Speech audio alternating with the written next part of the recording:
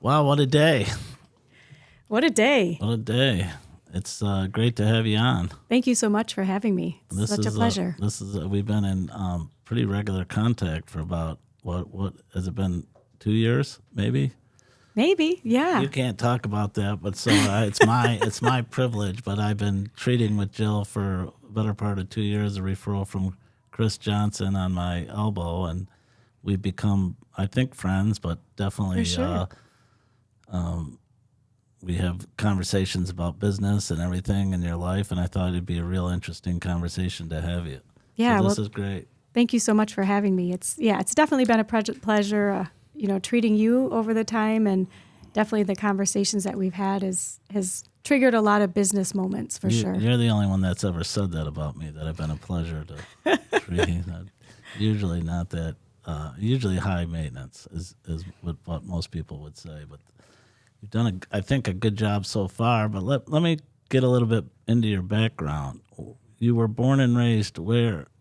Yeah, I was born and raised in the DeWitt, Michigan, the Grand Ledge area. And, I look a lot and think a lot about in regards to some of my background and what that looks like. And, I grew up on a dirt road on a farm. And, always as a young kid, I was looking at, I always wanted a horse. And never now, looking back, of my passion to want to tame something that was 2,000 pounds, would know that it would lead me to where I am today. And Wow. So it's been a tremendous ride. And you still sort of live in the farm area, right? You still live on a farm. Not really on a farm, but out in the country. Yeah. We have, we own about 30 acres, so 10 acres where our house is and 20 acres around the corner where kids hunt. And In the DeWitt Grand Ledge area? Mhm. Yeah. That's Yep. great. So what do Yeah. they say? You can take the girl out of the farm, but you can't take the farm That's out right. My mom grew up in Pleasanton, Nebraska, so she's very familiar. There's certain principles that never leave her, That's right. Yeah. I mean, if you've had the opportunity to have to take care of something or an animal or something like that, needs you at all hours of the day, and you learn how to clean the barn, you learn how to bale hay, you learn how to work. And I think that's really important in business. And, especially in any profession, you learn how to work. At some point, you get involved in sports. I did, yeah. So, I played basketball, volleyball, and softball in high school, and I played on the varsity team, some really successful teams, and actually got a basketball scholarship and played in college. So I played at Wayne State, and, was just something that I just loved. I loved to compete. I loved to win. What And high school did you go to? I went to Grand Ledge. And how many siblings did you have?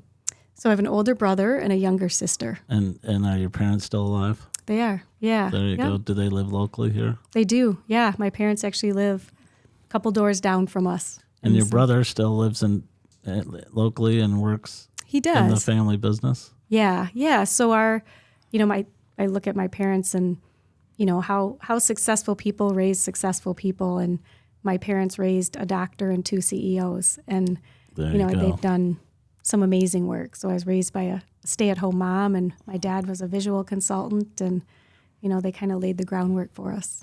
And I'm not going to ask you your age, but I assume that Still you were super young. still super. You were probably before NIL and probably before the portal when you played for Wayne State, right? Oh, yeah. Well before that. Right. Yeah. And women's sports, although it was subject to Title IX, was probably much different Yeah. than yeah. it is today. I mean, I probably couldn't imagine that, a women's basketball coach would make $900,000 like Coach Freilich makes, right? Right. Yeah. And I think that's something that I've really enjoyed over the years is watching women's sports. And even if you're looking at, volleyball, basketball right now, some of the fastest growing sports and fan base, that you're looking at. And it's tremendous. And some of that is the support and the media support that they get on the back end.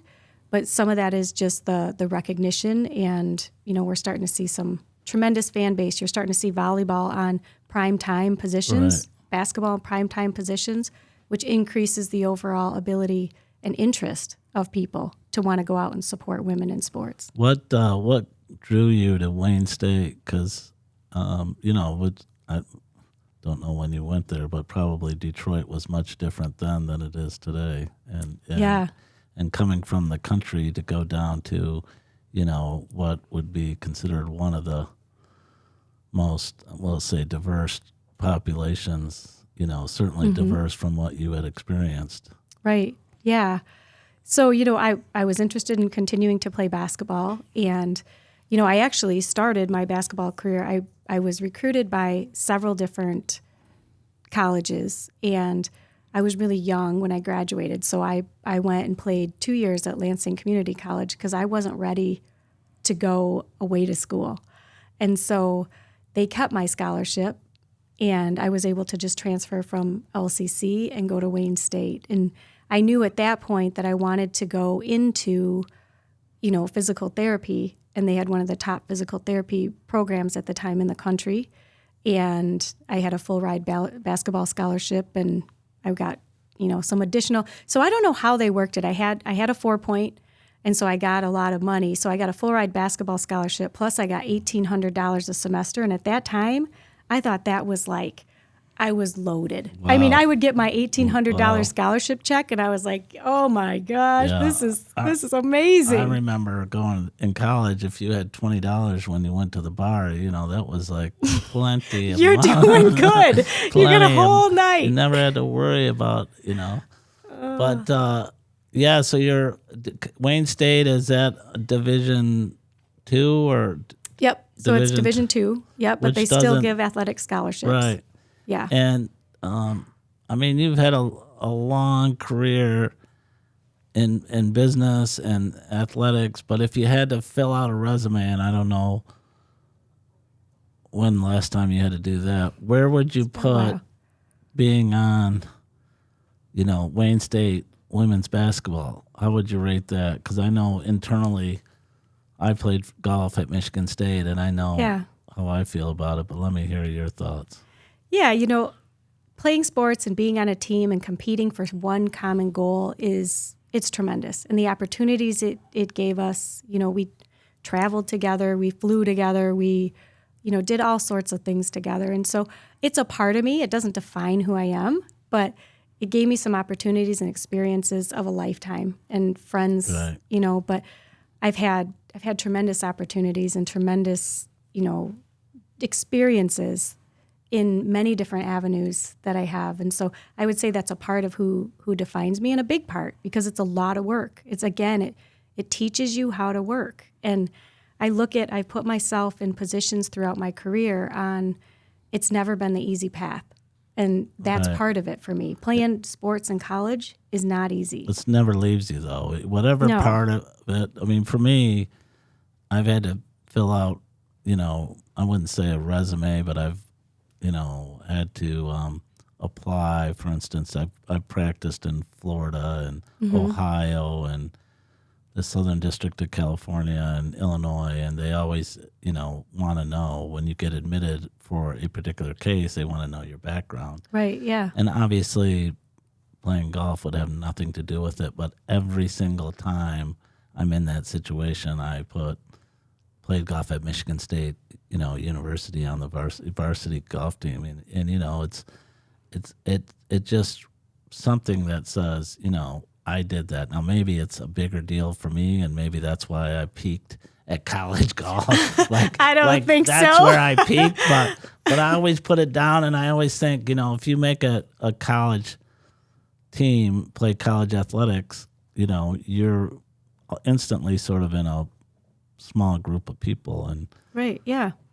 Well, and there's proof behind that. So Harvard did a really big study in regards to that, and they went through all of their residents and said of the top 5% of our residents that we feel are the most successful, what is the common denominator beyond all of these? And the one thing that they could bring it back to was on their resume, they actually put that they played college sports. That was Yeah. the only thing that they could find that was statistically significant, that was different between any of the other residents. wow. So you graduate from Wayne State, right? Yeah. And with a bachelor's degree. Yep. Does and that then a master's. Does Yep. that? Yeah. So that doesn't qualify you to do what you're doing today, or does it? It doesn't. No, nope. At the time that I went through, you'd go on to grad school then, so Right. similar to law school, so the Right. same amount of time. So it was 4 years undergrad, 3 years of grad school. And to get what degree? So then you get you're basically a physical therapist, and then you have to pass a licensing board to get licensed to practice. So Right. similar, like pass the board. And you knew that's what you wanted to do when you were at Wayne State, besides, maybe getting drafted by the NBA. Yeah, I You wasn't. had a backup I plan. wasn't that. You Yeah, had a backup yeah, plan. yeah. That was my backup plan. Right. Yeah, yeah. And so where do you go to school Where did I go to school? for the PT? From the PT. So I stayed at Wayne State. So I Okay. stayed at Wayne State, and I helped with the basketball team and graduate assistant, did some coaching. with regards Wayne to- State's basketball team. Yeah. Right. So Yep. you were not only going to school, but you had practical experience. Yeah. Right. Yep. Yeah. And Yeah. and how did that benefit you? Well, a lot of my colleagues and, so I went through the program on the basketball team, and I was voted to be the captain of the team. And so that was, a leadership role that taught me a lot. And so when I went to grad school, a lot of people that I had gone to grad school with, they're like, oh, this is really intense. This is really hard. And for me, it was like, I have all this free time. Like I was Right. in the gym 5 Right. hours a day. You're Right. lifting, your films, you're, And going to so- school. And going to school. and going to school on top Right, of it. So right. when I went to grad school, I thought I have time for a job, and so Right. so I did that, and then I was able to. And something that's really important to me is you learn a task, you learn something, but really how you know that you know it is if you can teach it. Right. And so I've always in my career, when I look back, I've always gone through and I've learned something. And how do you be the best at what you're doing? And then how do you go back and teach it? Because that's where you learn your weak spots. If you Different- can't teach it, It's a you different don't know. but complementary skill that, it not only does it let you know what you know, but it also requires you to sort of develop a philosophy about whatever the subject is, I think. Right. In Yeah. many ways. Yeah. So you stayed down at Wayne State and then you graduate, and did you have a plan? Yeah, of course. I always have a plan. Right. And so, looking at what that looked like. And when I was in PT school, I did an additional residency. So you have clinical rotations that you need to do. But I found somebody and met somebody that I thought was one of the best in orthopedic surgery, and kind of worked with them, was an orthopedic surgeon, Dr. Green, out of Beaumont Health System. But then I also worked with John Krause, who's now the dean of the program at Oakland University, and did an extra clinical rotation with him to go through so that I could be a little bit more skilled in regards to manipulation, mobilization of the spine and extremities. So I did that, and my plan coming out was, of course, like I'm going to be the best of the best. And how do I do that? And I don't have a problem outworking anybody else, but I needed the skills. Right. So I continued my education after my master's. I went through the continuing education program, the osteopathic, the OMM program at MSU. I got the opportunity to work with Philip Greenman, who started the program there. So I worked with him going through the program. And then from there, I did the postdoctoral program at Oakland University, which was a 3-year program with 2,000 resident hours.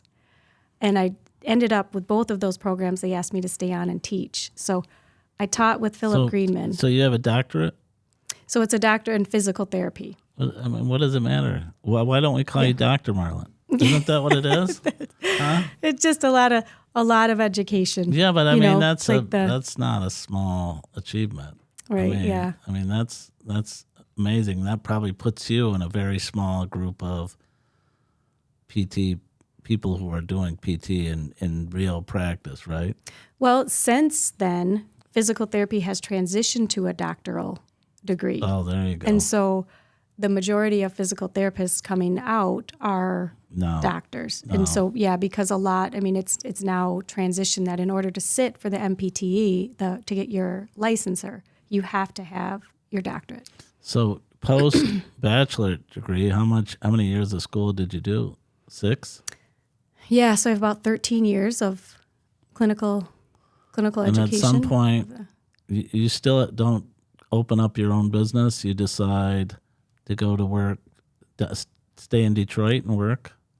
Yeah, so I taught. So I taught at Michigan State with Philip Greenman. We'd teach here, and then we'd teach. So they were DOs, MDs, physical therapists, trainers in Tucson, Arizona. So I went back and forth for a little while teaching. Was that when Oakland was part of Michigan State? Were you involved in that? I wasn't. No, Oh, okay. no. Those programs didn't interface, and so I did that for a while. Then I taught in Oakland's program, and it was in the Kaltenborn-Evian program. And I talk about being lucky and at the right place at the right time. But I'm fortunate to have been there when Philip Greenman was there before he passed away. And when I taught at Oakland, Olaf Evian, he's from Oslo, Norway, was coming over and working with the program, and Freddie Kaltenborn from Germany.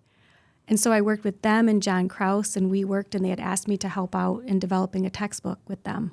And so I got to work with, I would say, 3 of the top 5 manual therapists in the world over this 6-year period on how to, provide manual therapy and some cutting-edge treatment. So it was fabulous. Then you wrote a book. We did a textbook on manipulation of the spine and extremities and how to do it safely without rotation, without affecting any, tissues or, injury or anything. So now like what year are we in? Yeah. So that's after school. Geez, that was 2006. Yeah. Oh man. Yeah. So almost 20 years ago. I know, it's crazy. And Time flies. then what do you do? Do you come back here, or where do you go next? Yeah, from there. So in part of the program, I had the opportunity to work with some professional sports teams. So I had the opportunity to work with some preseason training with the Red Wings on some speed and agility training with them. Talked about that. Yeah, and then I did some throwing training with the Tigers and offensive line power training. Before they were just, really sweet and fun to watch, the Lions now, So I did that for a while, and then I was working here at a private practice, and then I had some orthopedic surgeons that asked if I would come and start and manage a physical therapy practice for them. And so I did that for a while, which was just amazing. It was an amazing opportunity. And a great referral source for customer, right? For your customers or patients, right? Yeah, and I think, one of the things that I liked about it the most was the collaborative nature of it. And, I, again, fortunate, lucky, hard work, sometimes hard work makes luck for you, but the opportunity for them to trust me to be in the operating room with them and doing manipulations under anesthetic and feeling what the joint feels like when the patient's under anesthesia versus what I would feel after they were on anesthesia, and the research and the stuff that we got to do at that office, and it was tremendous. And then you leave there. Yeah. And start your own business? No, so I was appointed by Governor Granholm, reappointed by Governor Schneider, and I sat on the state board. Right, but that's not for paid. a while. That's not paid position. No, but it was an opportunity for me to elevate our profession across the state of Michigan. And for me, I was really passionate about that. And so I sat on the board for several years, but I chaired it for 3 years. And in those 3 years, it's different for me working, more in the private sector versus government, that they work at different paces and different ranges, and there's different loopholes to jump through, And so I learned a lot in regards to, stepping in and Robert's Rules of Rights. And I'm like, okay, who's Robert? And why do we have to follow these rules?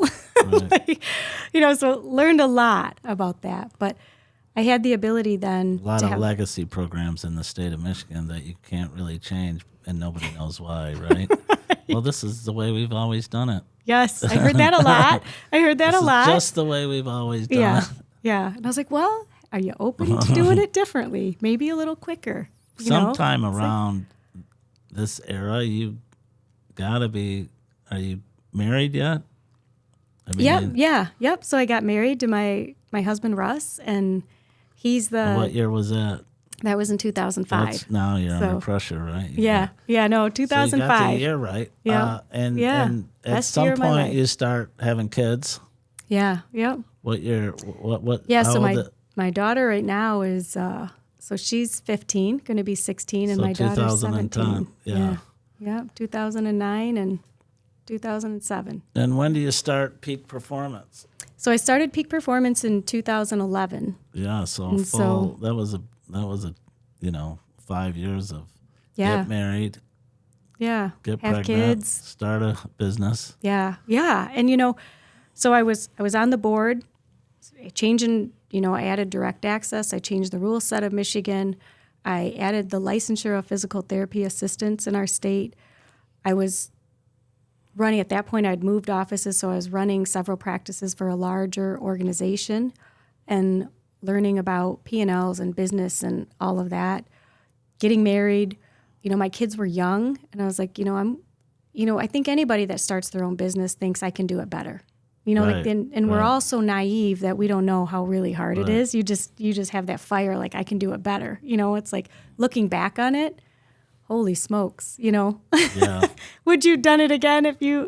and you have to deal with the the insurance part of it, which is complicated, and Mm-hmm. and you have to be an expert, and they don't treat you. Yeah. They don't train you on that or teach you that in college or None of that. Yeah, None of that. extremely No. complicated, right? Yeah, yeah. So, looking at that and learning the business part is a whole nother profession. So, you can be the best attorney, you can be the best physical therapist, you can be the best doctor, but if you want to learn how to run a business, you have to learn how to run a business. Right. Like there's a lot that goes into it, and managing people and the behavioral behind it, and all of that. So not only the technical component, the behavioral component, and how do you move things along? Like it's really important. So you open the doors. Do you remember your first day? I do. Yep. I remember my first day, and the really interesting is the very first patient that I saw, because when you open a medical practice, you have to get credentialing with insurance companies if you're Right. going to take their insurance. Right. You have to start with Medicare. And so before you can do any other. So, and you have to see a Medicare patient within the first week to get credentialing of opening your doors. Knowing you probably wanted to get that out of the way, right? Day out one, of- day one, Right, day right. one had it. Yeah. Right. So had a schedule that day one, and my first patient that I saw was a Medicare patient. And when I left that location, because I leased space to begin with, when I left that location and bought my building that were one of my practices in now, the last person that I saw in that space was her daughter. And it wasn't planned at all. Right. And it was Wow. it was just total bookend of fate. Irony or something. Yeah. Right? Super cool. Yeah. Yeah. And tell me how many employees you had on day one. It was me and one other person on day one. Right. So, it was a smaller space. I leased it from a dentist, and, the first floor of his office space, and me and one other person, and we dug in and started to grow. And Now you have how many employees? about 65 employees and 5 locations. Yeah, you got to do payroll every 2 weeks. Yeah, you do. You got to make. You do. You Payroll. got to make payroll. Probably have lines of credit, maybe. Yeah, I don't yep. know. Yeah. And who manages that for you? Well, I do a lot of management. I have a really good team. So I have a clinic director. So Bill Holworth is my clinic director, then a director of clinical education and compliance, and that's Matt McFadden, and he's been with me for almost 14 years. He was the first person that I brought on after about a month when we needed somebody else with the skill set, and he went through the OMPT program, the postdoctoral program as well. And then it was slowly but surely. So I started with a 5-year lease, and at 3 years, I talked to the dentist, and he's like, "We don't have enough parking here anymore for what you Isn't that need a and good what I sign? need." Isn't that a good sign? And so he's like, "If you want to get out of your lease early, I'll help you." And That's so great. yeah, so that's kind of how it started. And you could have gone anywhere, right? You spent a significant amount of time in the Detroit area, and you were going Yeah. to Arizona, and yet you come back here and sort of really dig Yeah. in. Yeah. Why do you think that is? There's something about being home. I've always kind of been a homebody, and I like that. I like that sense of being home and being here. But there's something to be said about this area, about Lansing, about East Lansing, and about how the people here take care of the people here. And that's been something for me that's been extremely rewarding in business, is that, the connections that I had 20 years ago are people that will still reach out to me and be like, hey, I saw this, congratulations, I'm sending a patient over to you, or, and those mean the most because they're the people that really have your back. And so for me to be in a community like this it's just tremendous. Lots of support, lots of opportunity, lots of networking that happens. No regret on that. No. I've had the opportunity to be in many different states. I've had people reach out and wanting to do some franchise and want to do stuff like that. And, those are things that we've looked at. We've looked at opportunities, but there's something about this area that's great. And there's something about Michigan. Like, we're looking at continue to expand across Michigan, but, this area is kind of where your heart is. Well, that's great. And the name of your company is Peak Performance, right? Mm-hmm. And I think that your whole motto, at least in my dealing with you, is really trying to get the most out of me, whatever that is, right? Yeah. I mean, It wasn't just a matter of being pain-free, but, not only becoming pain-free, but staying pain-free. And I think that's, something that sort of changes my point of view. Like, okay, so you're pain-free, but, where does that take? Does that mean you just stop, or? Right, yeah. And I think that's, you sort of, and I've been going for some time, and I think I think the continued treatment is to make sure that, hey, even the smallest little change in something you're doing can exacerbate months or, setbacks or weeks. But the first time I came across Peak Performance, really, and maybe I was oblivious to what was going on, was it came up before the board at LCC. And I think, are you still the preferred trainer or trainer at Lansing Community College? Yeah, so we've done some work with Lansing Community College, Great Lakes Christian College. We were the premier healthcare providers of when the professional soccer team was here, and that was short-lived, but really fun to be able to do some of this stuff with that as well. And so, so we do some work at LCC, and we're no longer doing work at LCC because I'm actually on the board, the foundation board at Lansing Community College. Good, and good. so they need the donations, I think. I mean, it's a constant, it's not like they need it, but it's a constant job to continue to get donations. And so, the thing about what we've been doing this 15 years, but you're still very hands-on, right? You still have patients, right? You're still there every day or almost every day. Yep. Right? Yeah. But working the patient part isn't really building the business. I mean, there's a certain part of it. So tell me how much time you spend working the business. A lot of the time. So it's always, I think that's extremely important. So I see patients. I only see patients about maybe a half a day to a full day once a week. And, different patients that I'll see are different individuals. We call it a VIP program in regards to that and what that looks like with the patients. So my patients those days are patients oftentimes that fly in from other states or different things like that, or individuals that have been referred by individuals. And so, that's a very small subset of what I do every day. So I'm working on the business on a regular basis in regards to growth and development of my team, leadership of my team. We get grants in regards to leadership of my leadership team. So Going Pro Talent Fund grants that we utilize to be able to elevate our leaders, to lead others, to be able to grow.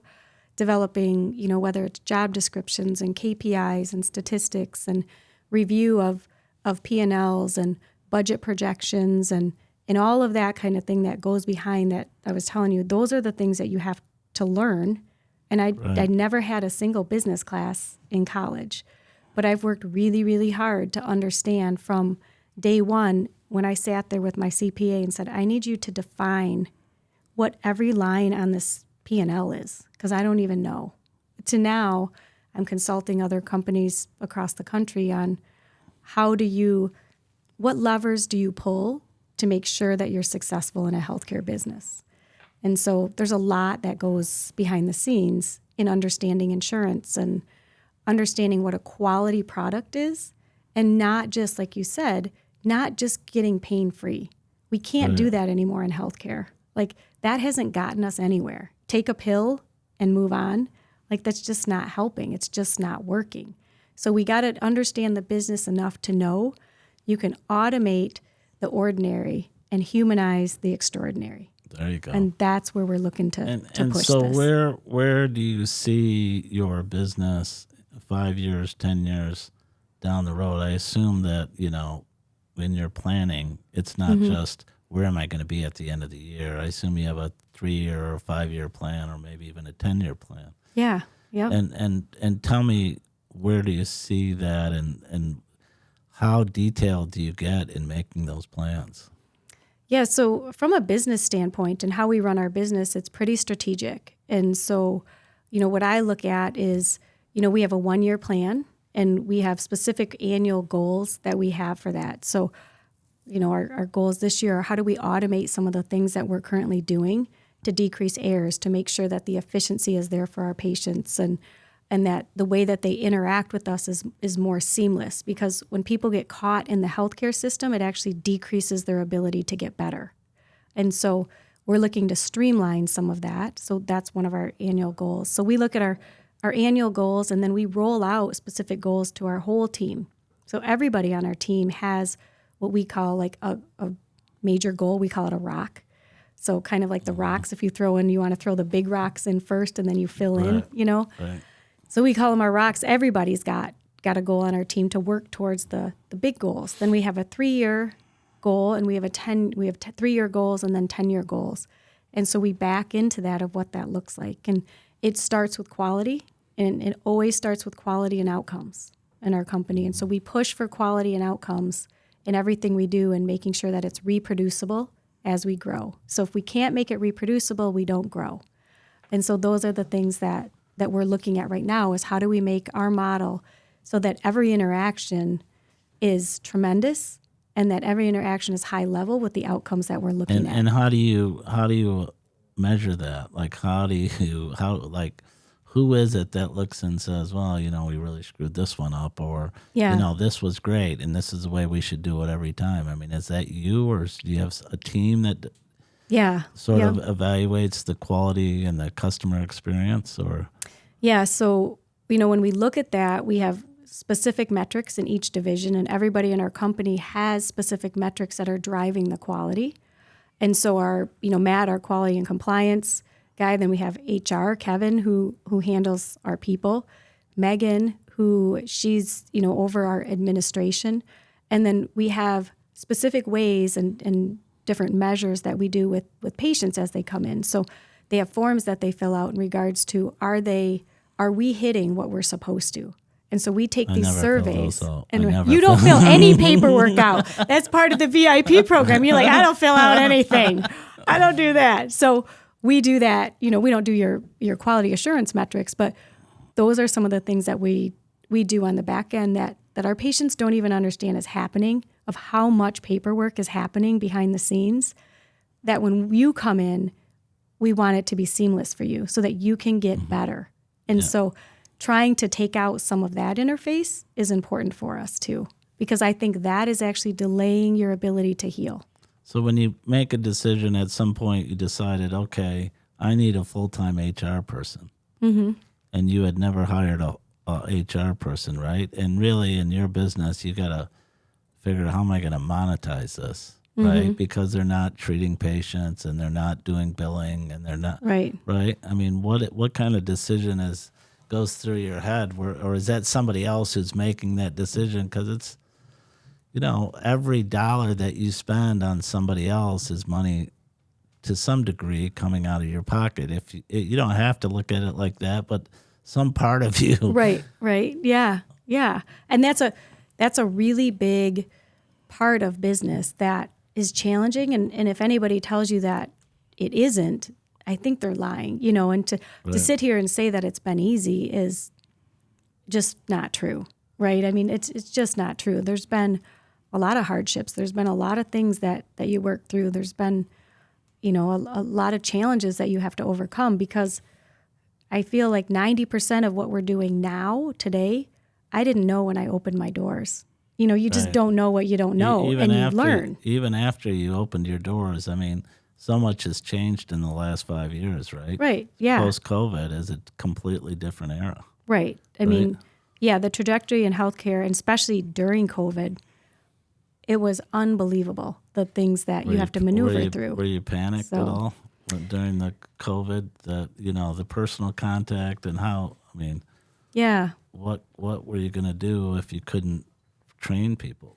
Right. So, fortunately, we were looked at as one of the necessary professions to stay open. And I know a lot of places didn't stay open, but part of our mission, like I said, was to increase that human connection through health and wellness. And I think part of what happened through COVID significantly decreased that. And we wanted to continue our mission to push through that with COVID. So we did downsize because elective surgeries were closed. But I think that those are the times that true entrepreneurs rise to the occasion, and become innovative and, make a difference at that time. And I think our company was tremendous on the way that we maneuvered through COVID. You spend a lot of time, I think, in professional development of yourself, right? Yeah. I mean, you've done this for a long time, and it'd be easy in your doctorate, and you've done well in 4.0 and basketball success, and it would be easy to say, I know everything. But I don't think that's your motto.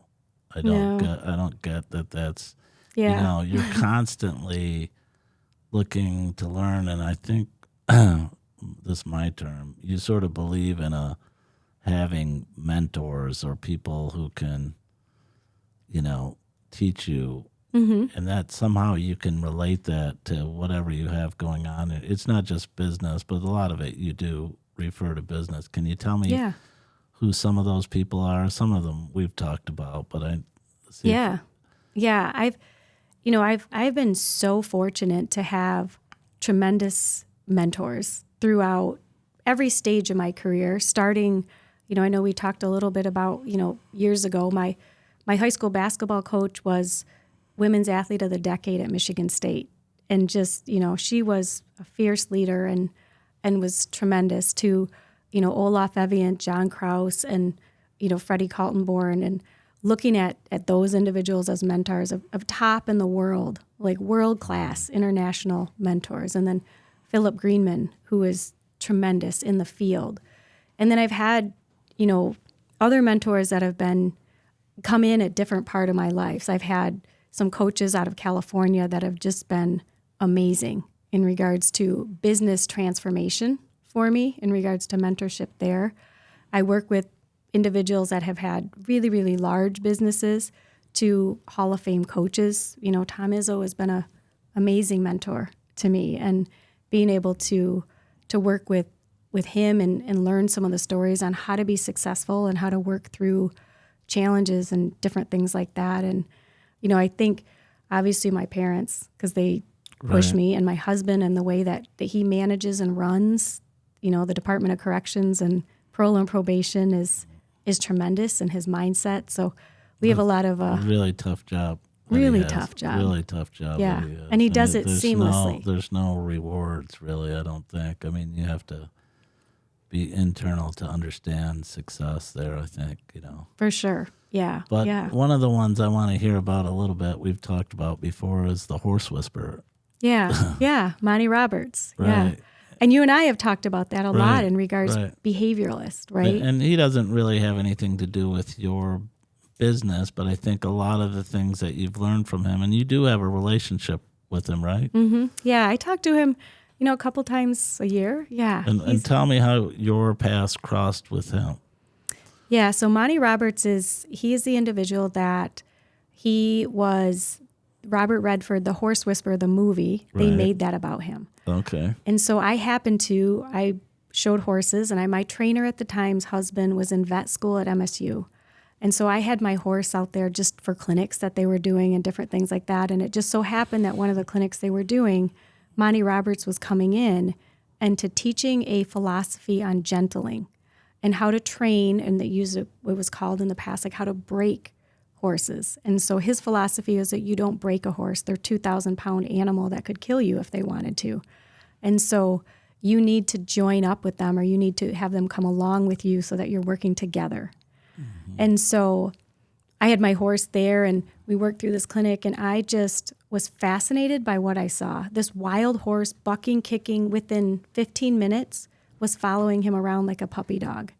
And I thought, holy smokes, if somebody can do that, like this is tremendous. With a horse. With a horse that wanted to kill you what at first. What could you do with... Yeah. What could you do with people? People who can actually speak. Right. Yeah. Yeah. And so, just little touch points and staying in touch and, talking with his daughter. And, I brought him in a couple years ago to speak at my CEO group. And he had gone on and became friends with the Queen of England and was basically worked with all of her horses because she believed that his philosophy, not only through horses but through people, was tremendous and life-changing. Mm-hmm. He works with CEOs across the country, and he's worked in schools where there's been tremendous violence and drug problems and 100% turned them around. And he's tremendous. And the thing I love about him is, kind of like what you were saying, is like that he always wants to learn, but he's so humble. He's like, I'm just a dumb cowboy, right. That loves horses. And he'll tell you that, I'm not telling you anything that's not already out there in nature. Like it's something that is out there. We're just not listening.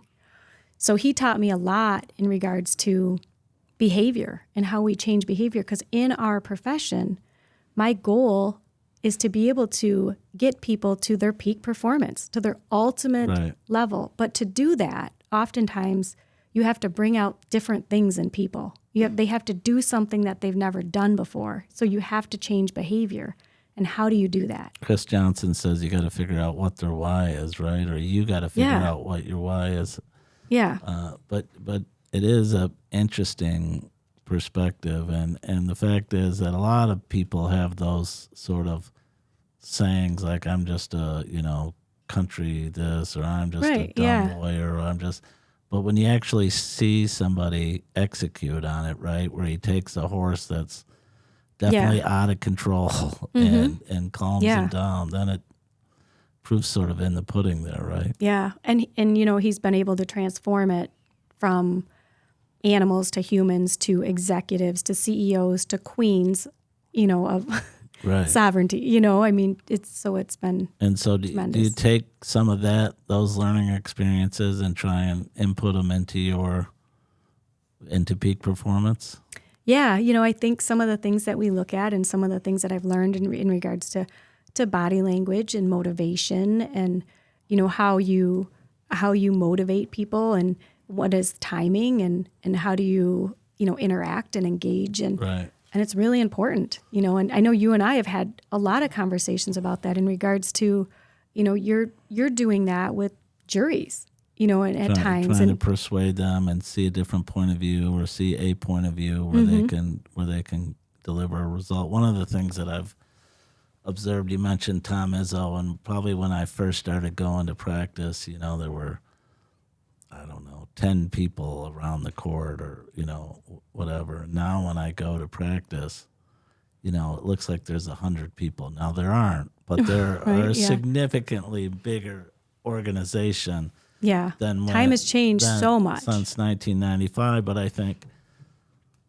he's got every single person pretty much, because his offices are basically, there's a few people in the offices, but every single person in his organization that's working on this one practice, whatever it is, they're all there, they're all together, they all, and they all have a role. And I think, man, that says something about what he's trying to do, win or lose, they're all working together. And I think that's that's something that maybe you try and do with all your different, at the top level when you set 1 year and 3 year and 5 year goals, right? Right. Everybody's trying to work those. Tell me about some of the other professional developers that you've had, because I know we talked a little bit about a recent seminar, sort of a lack of seminar, but mainly successful business people. Strategic coach. Right.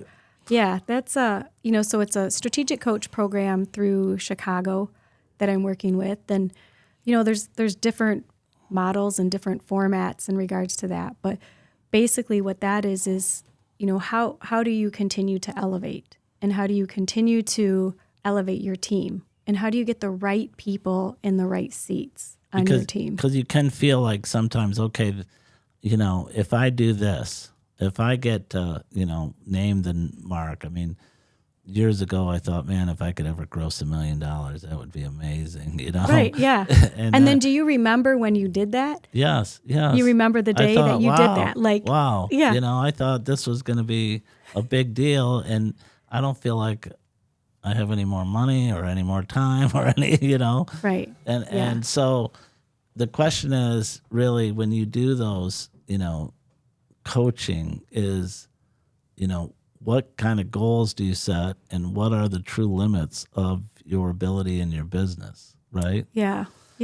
And, I love, and I think that's a phenomenal segue that you just said, because, when we talk about, man, if I could just hit that million mark, and then it's the 5 million, and then it's the 10, really what is it that you're chasing? Because it's not the money, and that's never going to make you happy, because, you, a lot like I, are drivers.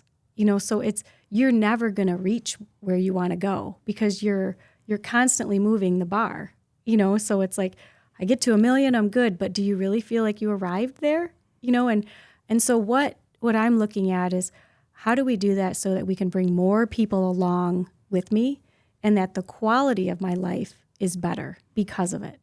And I think oftentimes people get caught off guard a little bit by chasing metrics and measures and all of these things, and they get to the end and they're like, this isn't making me any happier. I don't feel like I'm a better person. I'm not healthy. I'm working 80 hours a week. And, at the end of the day, what is it all for? And so for me, some of this stuff with Strategic Coach is really figuring out, how can you do this where you're truly empowering others to realize their own dreams, and dreams beyond what they even thought maybe that they could do, by coming along with us, but also by doing it where I'm healthy, I continue to be, happy, engaged in the community, and being able to give back and do the things that I want to do with the time that I have. And that's the game changer. Yeah, I mean, I think I'm not there yet, but that's where I'm getting. That's where I'm working. Yeah, well, you're pretty close, but I wonder if what you talked about earlier when you said, you talked about individual goals for your employees, and not all of them are, related to your 1, 3, or 5. I mean, people have individual goals, whatever it is. They may want to buy a house. They may want to get married. They may want to start their own business, or right. You know. And do you talk to your employees about that in a sort of a personal level, and how does peak performance fit into you achieving those goals, or do you keep the personal stuff on the side? Well, one of the things that we're looking at is we call it tipping, a technical individual plan with our people, because I'm a strong believer in people show up. So, I use an on the court, off the court mentality. And so, if you're off the court, life is a mess, and what you're doing in practice and what you're doing, the weight room and diets, and, when you take it to business, is what your home life looks like and what your habits look like, and all of that, is game time's going to look a lot different. Right? So game time is how they show up to work. And so if we're not, especially this day and age, is if we're not cognizantly aware of what off-court habits, mentalities, and what people are bringing to the table, how can we expect to have them setting goals and doing all this stuff at work when they're showing up with half the practice, or they're showing off with half the nutrition, or, whatever, but we're asking them to perform like an Olympic athlete? So I think it's important with your team that you're digging in on off-court mentality, so that when they show up, that you really can get out of what you're asking them, and that it's fair. You're asking for a fair exchange. Right. You can't send ducks to eagle school. Right. Yeah. That's what somebody once told me. But if you have a model that requires everybody to be an eagle, you probably might not be successful, because you got to have a lot of people that, may and different ranges and different likes and different passions. And, it's like we need somebody that their passion is to be a physical therapist, but they can't be the best physical therapist if we don't have somebody that their passion is to be the best front desk person, or their passion to be the best biller behind the scenes, or an assistant to somebody that, and so that's the goal, I think, in any business, is to find somebody that what they're doing aligns with their passion, but also they have the capacity to show up every day for it to be their passion. Tell me, you started out by saying it's incredible how a girl who wanted a horse, ended up where you are today. Tell me the horse story. Yeah, so when I was little, that was the one thing that I was like on my mom and dad all the time. Like, I want a horse. I want a horse. Like, we didn't have a horse. We didn't know anything about horses. Nobody knew anything about horses, but I wanted a horse. And so I think for the first year or so, my parents were like, this is a fad and it's just going to go away. And it never did. And so then my mom said, well, if you can get this hay bale up in the loft, I'll get you a horse. So she bought me a hay bale, a big bale of hay. And, it was like twice the size of me at 8 years old or whatever. And so I work on lifting that thing up. Like, I couldn't even lift it, and so, but I had to figure out how to get it up in the loft somehow in our barn. And so figured out how to do that. So I got up in the barn and I said, I got that hay bale up there. So can I get this horse now? And so they bought me this Shetland pony.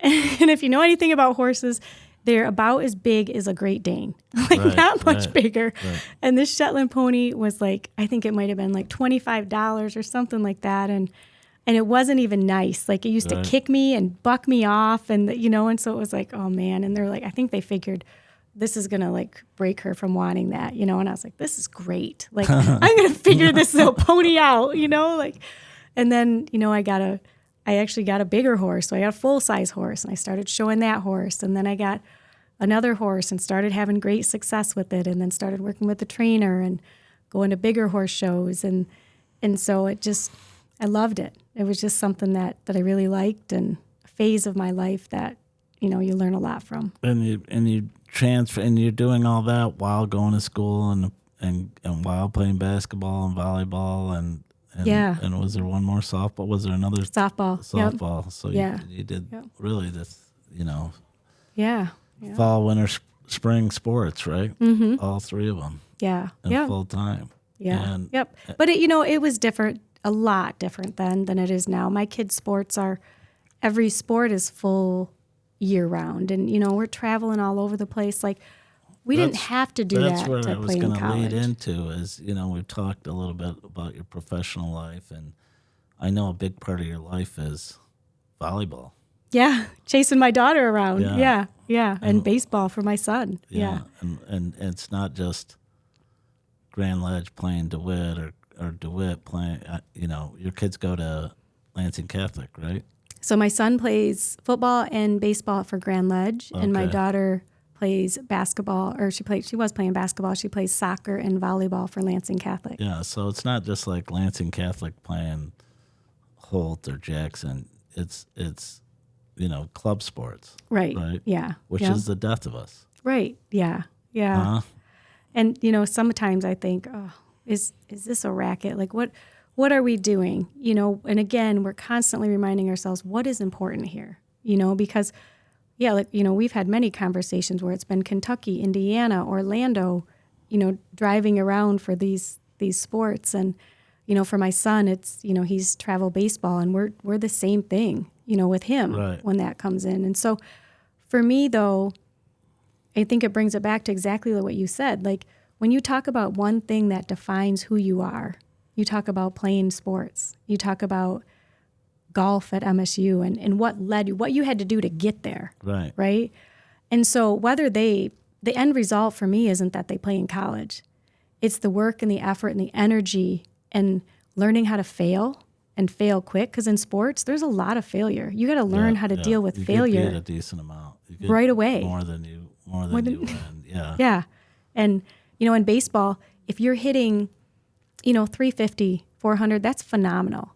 Right. That's 30, 40%, right? So if you had an employee that came in that was at 30%, right, would you consider that phenomenal? So there's a lot of failure in baseball there sure that you is. learn, right? But it's unfortunate that it is, to a degree that, you're not playing Okemos, or you're not playing a private team from East Lansing, or that you have to go to Indiana, and my kids were close to being in the same boat where we're traveling all over for soccer. Yeah. And it's and I'm not sure the teams are any better, but they do develop tremendous relationships, and they do understand sort of competition at a high level. I mean, it's definitely a great experience for them.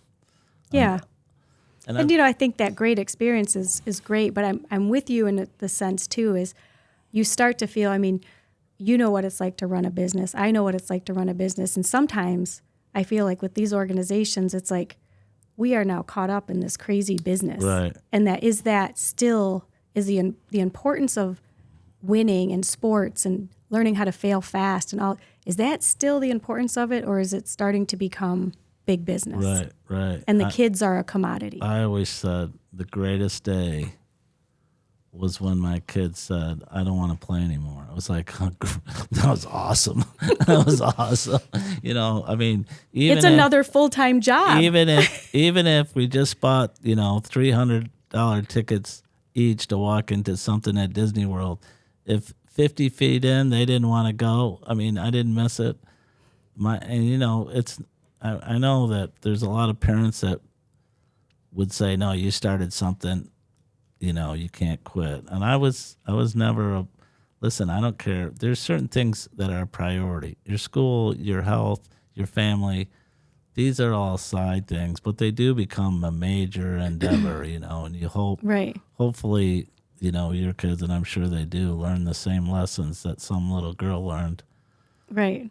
About a horse, right? Yep. Yeah. Yeah, and that's what we hope for as parents, is that we can provide for our kids, but not so much that they don't learn the lessons. Right. And sometimes that's challenging. You're not going to believe this, but an hour is up. Yeah. 1 hour. Yeah. Well, thank you so much for having me, and this has been truly amazing. I appreciate it.